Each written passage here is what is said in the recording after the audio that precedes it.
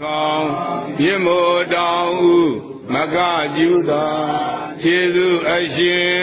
မွေးမိခင်နှင့်ဖခင်တို့အားရညာပါစေအမြဝေဤမသွေနေစာဤကာယကိုသောတာပိဒ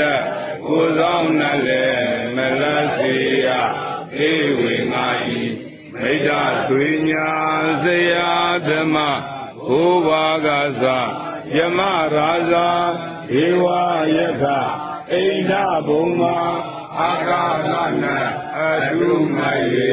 အမြတ်ဘုံညာကုသလကိုရကြပါစေအမြဝေဤသဗ္ဗေသတ္တာတတ္တဝါဟုနာနာလောကအနန္တတွင်မပြတ်စင်ကသတ္တဝါသဘုံကိုဝါနှင့်ဝိညာဏတိတိဤရှိခုနပါမြတ်စွာလုံးလုံးဘုံ31ဖြစ်ဖြစ်သမျှဝိနည်းယအားအမြကုသိုလ်ဧဝေလိုဤဘုံသလာဤဘုံများကိုအမြရာဇာတိဖြစ်စေသော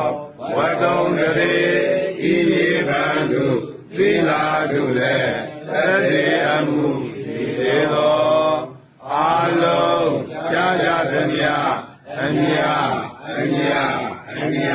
ယူတော်မူကြပါကုန်သော